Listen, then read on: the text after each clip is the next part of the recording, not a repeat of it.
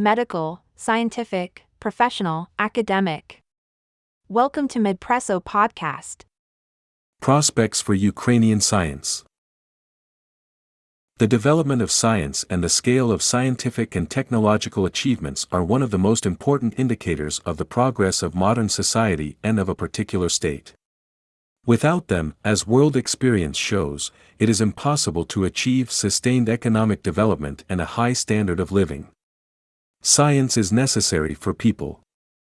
A country that does not develop it inevitably turns into a colony, wrote a French scientist and Nobel Prize winner Frédéric Joliot-Curie. In terms of its human potential, material and technical base, the level of training of young scientific personnel, and natural resources, Ukraine could be among the leading world powers. However, Russia's ongoing military aggression makes us seriously worry about the future of Ukrainian science.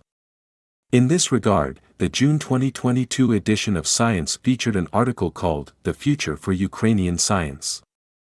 The article stated that Russian troops continue to destroy national scientific institutions and infrastructure, signaling Russia's intention to destroy the future of Ukraine. The article talks about the devastating consequences of shelling and bombing of the Ukrainian Institute of Physics and Technology located in Kharkiv, with its up-to-date equipment for research work in the field of nuclear physics. It also talked about the Institute of Plant Industry of the National Academy of Agrarian Sciences of Ukraine, the development of which is of strategic importance for the food security of the state. The enemy has exported or destroyed expensive tools and equipment as well as unique software at the Chernobyl nuclear power plant.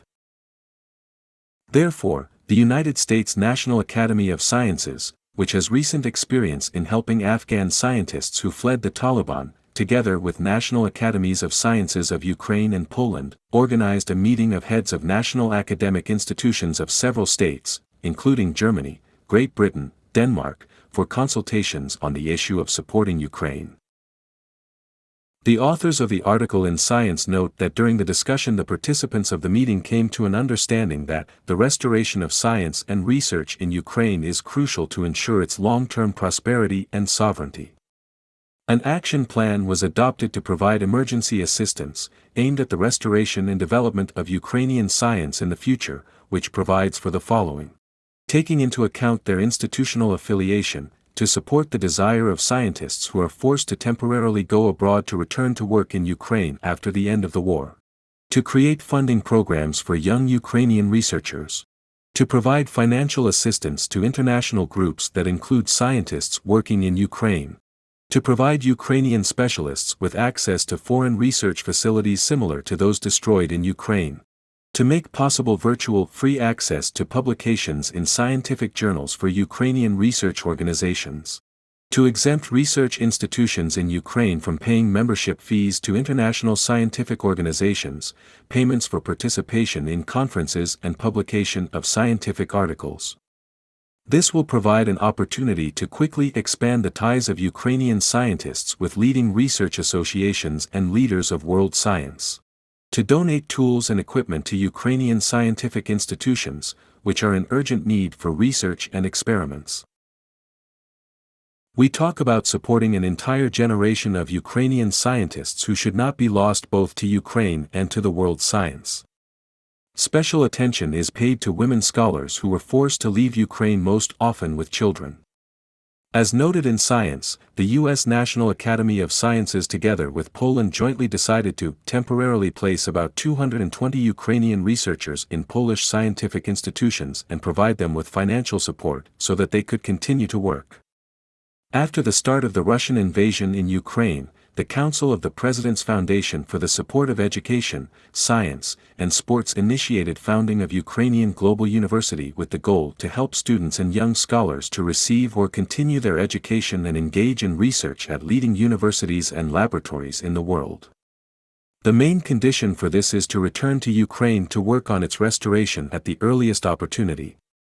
Representatives of the Foundation initiated negotiations to deepen the comprehensive interaction between the National Academy of Sciences, the National Research Foundation of Ukraine and the Royal Society of London, one of the oldest in Europe, established in 1660, on the development of knowledge about nature. The Society is engaged in fundamental scientific research in natural sciences, allowing for the collaboration of numerous renowned scholars from all over the world. The great Isaac Newton was its president in 1703. It is strategically important that the revival of the country's scientific potential should not be limited to recreating what was destroyed and lost but focused on solving new global problems facing humanity in the 21st century.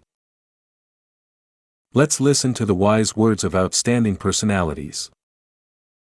Louis Pasteur, French chemist and microbiologist. Science must be the most exalted embodiment of the fatherland, for of all people, the first will always be the one that is ahead of others in the field of thought and mental activity. Winston Churchill, British statesman. Science can expand the boundaries of each state without narrowing the boundaries of its neighbors and increase the welfare of every nation without taking anything from others.